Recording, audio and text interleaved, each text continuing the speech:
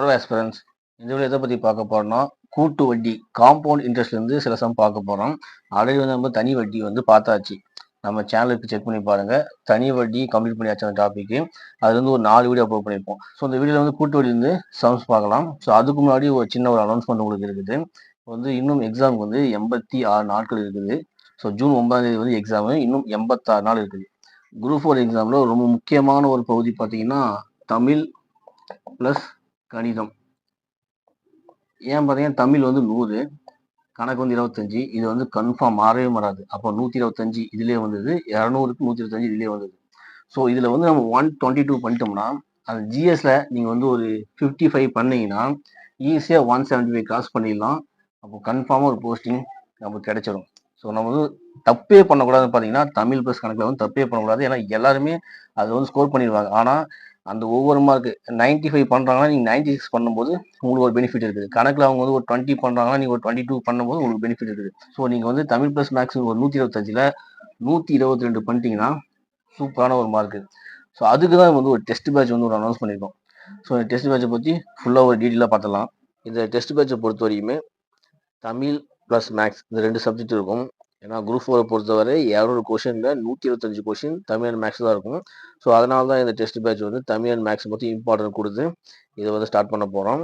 So இந்த test பேட்சை பொறுத்த வரைக்கும் ஒரு கொஷனில் வந்து 125 கேள்விகள் இருக்கும். அதில் வந்து தமிழ் 100 கேள்விகள் இருக்கும், கணக்கு 25 கேள்விகள் இருக்கும். மொத்தமாக 13 தேர்வுகள் வந்து நடைபெறும். இப்போ வந்து அந்த ஷெடியூலை வந்து பின்னாடி உங்களுக்கு காமிக்கிறேன். இந்த 13 தேர்வுகளில் எத்தனை கொஷின்ஸ் இருக்குன்னா 1625 கொஷின்ஸ் இருக்கும். ஸோ இந்த டெஸ்ட் பேட்சோட டைம் பீரியட் எவ்வளோ இருக்குன்னா 41 நாட்கள். ஏன்னா இருக்கிறது வந்து 86 நாட்கள் இருக்குங்களா, அதில் வந்து ஒரு 46 நாட்கள் டெஸ்ட் பேட்ச் போனால் தமிழ் அண்ட் மேக்ஸ் போனால் கூட அடுத்து நாம வந்து நீங்கள் ஜிஎஸ் கவர் பண்ணுறதுக்கு ஈஸியாக இருக்கும். இது ரிவிஷன் தான். ஏன்னா இது வந்து ஆனால் இது ரிவிஷன் பண்ணால் கூட ஒரு பிகினர் படிக்க ஸ்டார்ட் பண்ணால் எவ்வளவு வந்து டைம் தேவைப்படுமோ ஒரு சிலபஸை முடிக்கிறதுக்கு அந்த மாதிரி தான் நம்ம கொடுத்துருப்போம். ஸோ இது வந்து பிகினரும் சேரலாம், நீங்கள் ரிவிஷன் பண்ணவும் சேரலாம். ஸோ இந்த டெஸ்ட் வந்து எவ்வளோ நடக்குன்னா 2 மணி நேரம். அது வந்து எப்பயுமே ஈவினிங் 7 to 9 PM அதுக்குள்ள தான் நடக்கும். அது என்னைக்கு எக்ஸாம் இருக்குதோ அன்னைக்கு ஈவினிங் ஒரு 7 மணிக்கு வந்து கொஸ்டின் வந்து உங்களுக்கு சென்ட் பண்ணிடுவோம். 9 மணி வரைக்கும் நடக்கும். தேர்வு வந்து பிடிஎஃப் வடிவில் தான் இருக்கும். பிடிஎஃபாக தான் உங்களுக்கு வந்து வாட்ஸ்அப்பில் சென்ட் பண்ணுவோம். உங்களுக்கு வந்து இந்த கொஸ்டின் வந்து ஆன்லைன் நடக்காது. உங்கள் வாட்ஸ்அப் நம்பருக்கு பிடிஎஃபாக சென்ட் பண்ணிடுவோம். ஸோ அந்த பிடிஎஃப் வந்து நீங்கள் ஃபோனில் டவுன்லோட் பண்ணி ஓப்பன் பண்ணி நீங்கள் ஆன்சர் எழுதி நீங்கள் வந்து ஆன்சர் செக் பண்ணிக்கலாம். ஸோ அந்த ஆன்சருக்கு எப்போ வந்து சென்ட் பண்ணுவோம்னா 9 PMக்கு வந்து டெஸ்ட் கம்ப்ளீட் ஆகுங்களா, அப்படின்னா ஒரு 9:15 9:15க்கு வந்து நாங்கள் ஆன்சர் கீயை வந்து அதே பிடிஎஃப் வடிவில் ஆன்சர் என்னன்னு சொல்லி டிக் பண்ணி உங்களுக்கு சென்ட் பண்ணிடுவோம். நீங்கள் வந்து ஆன்சர் எழுதிருப்பீங்களா ஒரு பேப்பரில், அதையும் இந்த ஆன்சர் கீயும் செக் பண்ணி உங்களோட எவ்வளோ மார்க் சொல்லிட்டு எங்களுக்கு ஷேர் பண்ணிங்கன்னா உங்களுக்கு வந்து ரேங்க் லிஸ்ட் வந்து இந்த எக்ஸாம் முடிஞ்ச முன்னாடி ரேங்க் லிஸ்ட் வந்து உங்களுக்கு வந்து ரிலீஸ் பண்ணுவோம். யார் யார் எவ்வளோ மார்க் எடுத்துருக்காங்கன்னு சொல்லிட்டு ரிலீஸ் பண்ணுவோம். ஸோ இந்த டெஸ்ட் பேட்சில் எப்போ வந்து ஜாயின் பண்ணுறது லாஸ்ட் டேட்னா 18/3/2024 18ஆம் தேதி லாஸ்ட். ஏன்னா 19ஆம் தேதி வந்து ஃபர்ஸ்ட் டெஸ்ட் நடக்க போகுது. 19ஆம் தேதி ஈவினிங் 7 மணிக்கு முதல் தேர்வு நடக்க போகுது. அதனால 18ஆம் தேதிக்குள்ள நீங்கள் வந்து ஜாயின் பண்ணிட்டீங்கன்னா எல்லாமே ஒரு ஷெடியூல் போட்டு உங்களுக்கு வந்து கொஸ்டின் சென்ட் பண்ணுறது எங்களுக்கு ஈஸியாக இருக்கும். ஜாயின் பண்ணுறவங்க விருப்பமாக இன்ட்ரெஸ்டாக இருந்தீங்கன்னா நீங்கள் வந்து 18ஆம் தேதிக்குள்ள ஜாயின் பண்ணிக்கங்க. ஸோ இதோட ஃபீ பார்த்தீங்கன்னா 250. இந்த 2 subject Tamil plus maths 2 subject இருக்கும். ஃபீஸ் வந்து 250 ரூபாய். விருப்பம் உள்ளவர் வந்து வாட்ஸ்அப் நம்பருக்கு வந்து நீங்கள் வந்து மெசேஜ் பண்ணுங்க, தமிழ் ப்ளஸ் மேக்ஸ் டெஸ்ட் பேட்ச்னு சொல்லிட்டு எனக்கு வந்து மெசேஜ் பண்ணுங்க. நான் உங்களுக்கு ரிப்ளை பண்ணுறேன். உங்களை வந்து ஆட் பண்ணிக்கிறேன். நீங்கள் வந்து ஸோ நீங்கள் வந்து இந்த நம்பர் தான் 9940860536 இந்த நம்பர், இந்த வாட்ஸ்அப் நம்பருக்கு வந்து மெசேஜ் பண்ணுங்க, தமிழ் ப்ளஸ் மேக்ஸ் டெஸ்ட் பேட்ச்னு சொல்லிட்டு மெசேஜ் பண்ணுங்க. உங்களை வந்து அந்த டெஸ்ட் பேட்சில் ஆட் பண்ணிக்கிறேன். ஓகே, இந்த ஷெடியூல் பாருங்க. டெஸ்ட் எப்படி இருக்கும் பார்த்தீங்கன்னா, தேர்வு 1 வந்து தமிழ் 6ஆம் வகுப்பு புதிய புத்தகம் அது ஒன்று. அதுக்கப்புறமா தனி வட்டி ஒரு டாபிக் நடக்கும். அது எப்போ நடக்க போகுதுன்னா 19/3/2024 சரியா 7 மணிக்கு வந்து உங்களுக்கு கொஸ்டின் பண்ணிடுவோம்.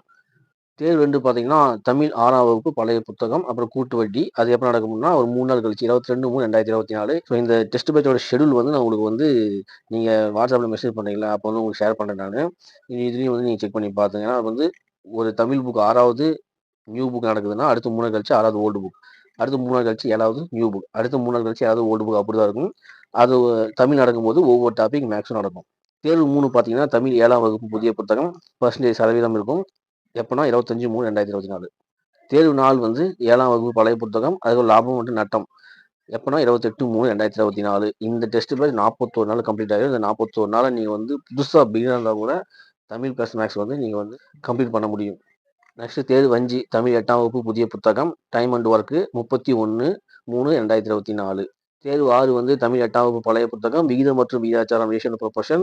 டேட் வந்து 3/4/2024. நீங்க வந்து ஒரு டெஸ்ட் நீங்க சிலபஸ் முன்னாடியே முடிச்சிட்டீங்க. இப்போ வந்து 6ஆம் தேதி ஒரு டெஸ்ட் நடக்குது. ஆனா நான் வந்து 4ஆம் தேதியே வந்து அந்த சிலபஸ் நான் கம்ப்ளீட் பண்ணிட்டேன்னா, அடுத்த டெஸ்ட் உங்களுக்கு ஷெட்யூல் இருக்குதுல்ல, அத நீங்க வந்து படிக்க ஸ்டார்ட் பண்ணுவீங்க. வெயிட் பண்ணாதீங்க. அது 2 நாள் வேஸ்ட் பண்ண வேணாம். நீங்க எப்போ சிலபஸ் கம்ப்ளீட் பண்ணீங்களோ, சிலபஸ் கம்ப்ளீட் பண்ண உடனே அடுத்த டெஸ்ட்டுக்கான சிலபஸ் ஸ்டார்ட் பண்ணிடுங்க. டைமை வேஸ்ட் பண்ண வேணாம். தேர்வு 7 வந்து தமிழ் 9ஆம் வகுப்பு புதிய புத்தகம் சிம்பிளிஃபிகேஷன் இருக்கும். 6/4/2024. தேர்வு 8 வந்து தமிழ் 9ஆம் வகுப்பு பழைய புத்தகம் HCF அண்ட் LCM இருக்கும். 9/4/2024 டேட்டு. தேர்வு 9 வந்து தமிழ் 10ஆம் வகுப்பு புதிய புத்தகம் மெஷர்மெண்ட்ஸ் இருக்கும். 12/4/2024. தேர்வு 10 வந்து தமிழ் 10ஆம் வகுப்பு பழைய புத்தகம் எண்ணியல் நம்பர் சிஸ்டம் இருக்கும். 15/4/2024. தேர்வு 11 வந்து தமிழ் 11ஆம் வகுப்பு புதிய புத்தகம் நிகழ்தகவு அண்ட் புள்ளியியல் ப்ராபபிலிட்டி அண்ட் ஸ்டாட்டிஸ்டிக்ஸ். அப்புறமா அது வந்து டேட் வந்து 18/4/2024. தேர்வு 12 வந்து தமிழ் 12ஆம் வகுப்பு புதிய புத்தகம் தருக்க காணவியல் mathematics operation diagrammatic series puzzles analysis ஆர்மேன் அவுட்டு அந்த சீரிஸ் அதுதான் இருக்கும். 21/4/2024. இப்போ வந்து தமிழ் பார்த்தீங்கன்னா நியூ புக்கில் R to 12 நடக்கும். ஓல்டு புக்கில் R to 10 நடக்கும். மேக்ஸ் எல்லா டாப்பிக்கும் நடந்துடும். லாஸ்ட் 13ஆம் தேர்வு வந்து முழு தேர்வு ஃபுல் டெஸ்ட்டாக இருக்கும். அது வந்து 28/4/2024 நடக்கும். ஸோ அவ்வளோதான். அந்த 28/4/2024 உங்களுக்கு வந்து தமிழ் ப்ளஸ் மேக்ஸ் வந்து கம்ப்ளீட் ஆயிடும். அதுக்கப்புறம் மே மாதம் ஒன்று இருக்கும். ஜூன் மாதத்தில் வந்து உங்களுக்கு ஒரு 8 நாள் இருக்கும். ஒரு 40 நாள் கையில் இருக்கும். ஸோ நீங்கள் வந்து அந்த 41 நாள் தமிழ் ப்ளஸ் மேக்ஸு கம்ப்ளீட் பண்ணிடலாம். ஸோ விரும்புகிறவங்க நம்ம அந்த வாட்ஸ்அப் நம்பருக்கு வந்து மெசேஜ் பண்ணுங்கள். Tamil plus maths test batch சொல்லிட்டு மெசேஜ் பண்ணுங்கள். ஸோ இப்போ வந்து சம் பண்ணலாம். கூட்டு வட்டி காம்பவுண்ட் இன்ட்ரெஸ்ட். அடுத்து தனி வட்டி பார்க்கலாம். தனி வட்டியில் என்ன ஃபார்முலா இருக்கும்? ஒரே ஒரு ஃபார்முலா தான் தனி வட்டியை பொறுத்த வரைக்கும். SI = PNR/100. இந்த ஒரு ஃபார்முலா தெரிஞ்சால் தனி வட்டி டாபிக் ஓவர். கூட்டு வட்டியை பொறுத்த வரைக்கும் அதில் ஒரே ஃபார்முலா தான், ஆனால் டிஃப்ரெண்ட்டாக இருக்கும். அது நிறைய ஃபார்முலா இருக்குது. ஆனால் ஒரே ஃபார்முலா படிச்சுட்டா கொஞ்சம் சேஞ்சஸ் தான். அது ஈஸியாக வந்து நம்ம வந்து தெரிஞ்சுக்கலாம். ஸோ கூட்டு வட்டியை பொறுத்த வரைக்கும் ஒரு மெயின் ஃபார்முலா பார்த்தீங்கன்னா A = P × 1 + R/100 whole power n. இந்த ஒரு ஃபார்முலா. ஸோ தனி வட்டியை பற்றி இந்த ஒரு ஃபார்முலா, கூட்டு வட்டியை பற்றி இது ஒரு ஃபார்முலா தான். ஆனால் சின்ன சேஞ்சஸ் இருக்கும். சம்முக்கு தகுந்த மாதிரி சில சேஞ்சஸ் இருக்கும். ஆனால் மெயின் ஃபார்முலா இதுதான். இது தெரிஞ்சால் போதும்.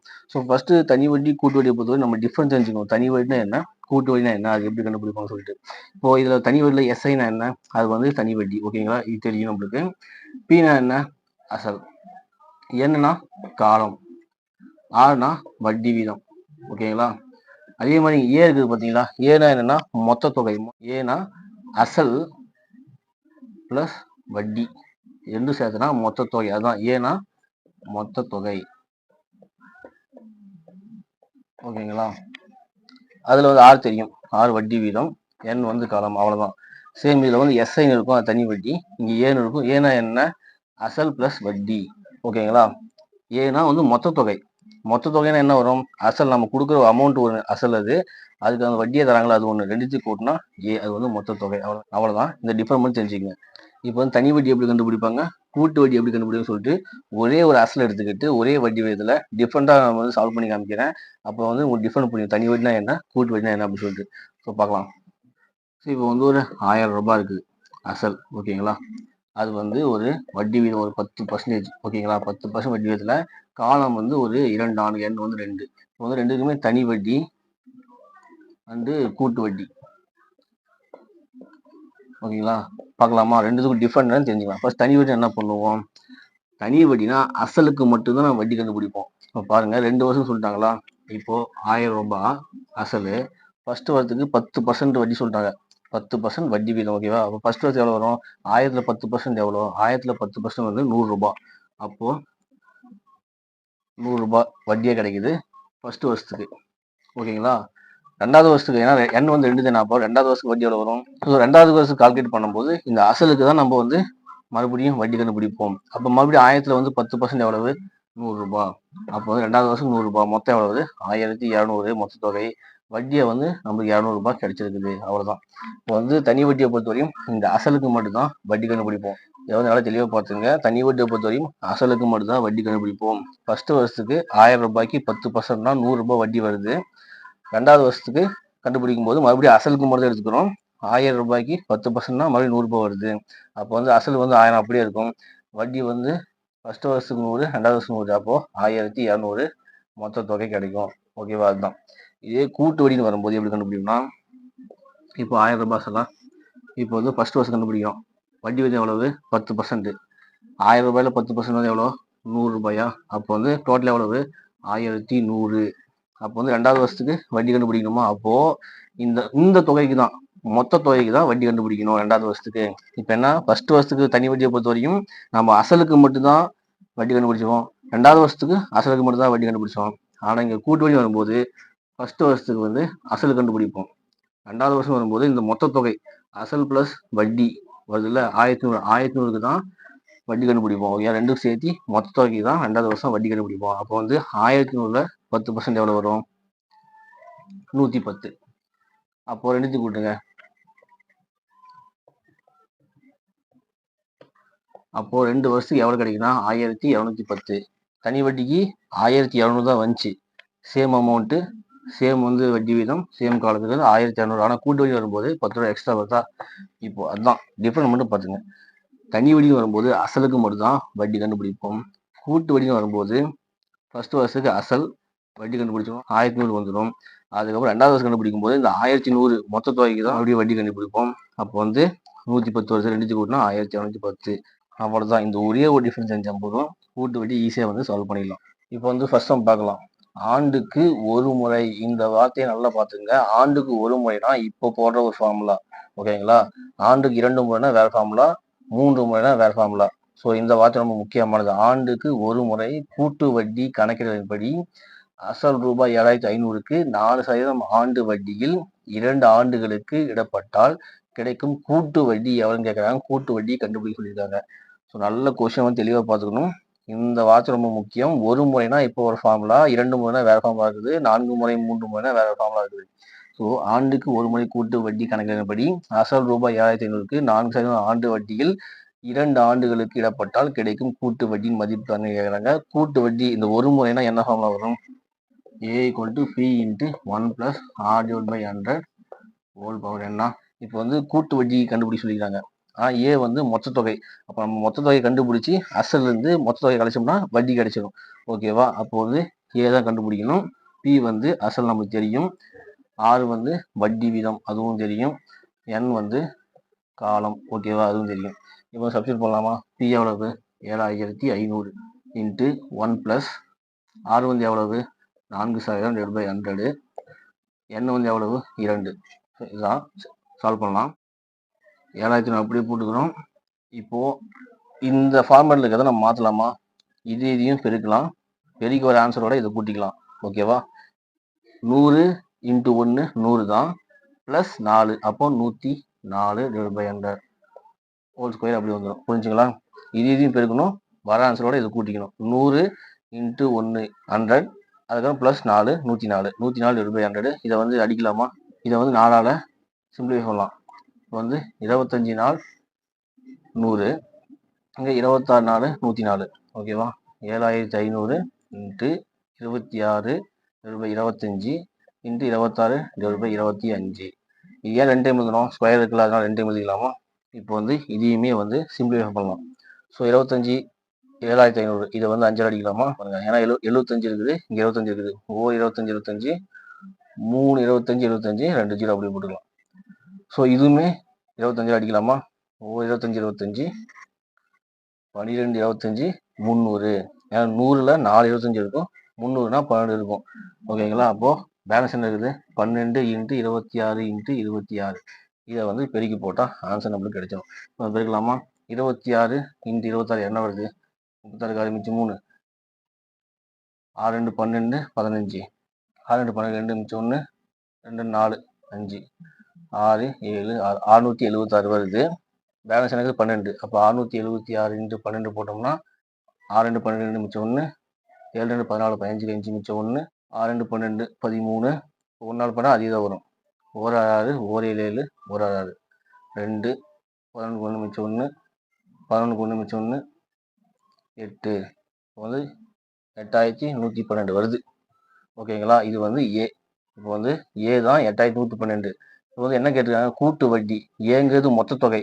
நமக்கு வந்து 2 வருஷம் கழிச்சு மொத்த தொகையை 8112 கிடைக்குது. ஆனால் இங்கே வட்டி மட்டும் எவ்வளோன்னு கேட்குறாங்க. அப்போ வந்து அசல் இங்கே இருக்குது. மொத்த தொகையிலேருந்து அசலை கழிச்சிட்டோம்னா நம்மளுக்கு வட்டி கிடைச்சிடும். அப்போ மொத்த தொகை எவ்வளவு? 8112. அசல் எவ்வளவு? 7500. கழிச்சோம்னா 2 1. இது வந்து பக்கத்தில் காணோம்னா 6 612. அப்போது கூட்டு வட்டியோட மதிப்பு 612. கூட்டு வட்டி மதிப்பு வந்து 612. அவ்வளவுதான் சார், புரிஞ்சுங்களா? ஏன்னா இங்க வந்து நம்ம வந்து தான் மொத்த தொகை தான் கண்டுபிடிச்சோம் 8112. அப்ப இங்க வந்து கூட்டு வட்டி தான் கேட்டுருக்காங்க. அப்போ வந்து மொத்த தொகையில இருந்து அசலை கழிச்சோம்னா வட்டி கிடைச்சிடும். அப்போ கூட்டு வட்டி வந்து 612. சிம்பிளா முடிஞ்ச அவ்வளவு. இப்போ ஆகுறதா பெருசா இருக்கும். நீங்க ஃபர்ஸ்ட் டைம் சால்வ் பண்ணும்போது கொஞ்சம் டஃபா தெரியலாம். ஆனா போக போக போக வந்து சிம்பிளா முடியும். நீங்க வந்து ஷார்ட்கட் ஈஸியா வந்து நீங்களே வந்து ஃபைண்ட் அவுட் பண்ணிடலாம். நீங்க வந்து ஷார்ட்கட் நீங்களே தெரிஞ்சுக்கோ கூட்டு வட்டினா இதுதானா அப்படின்னு சொல்லிட்டு. ஸோ இதான் ரொம்ப சிம்பிள். அடுத்த ஒரு சம் தான் நீங்களே சால்வ் பண்ணுங்க. ஸோ நெக்ஸ்ட் சம் இதை நீங்க சால்வ் பண்ணுங்க. கேள்வி வந்து அசல் ரூபாய் 6650 ஆனது 14% கூட்டு வட்டி முறையில் 2 ஆண்டுகளுக்கு விடப்பட்டால் அதற்கான கூட்டு வட்டி மதிப்பு யாதுன்னு கேட்குறாங்க. ஓகேங்களா?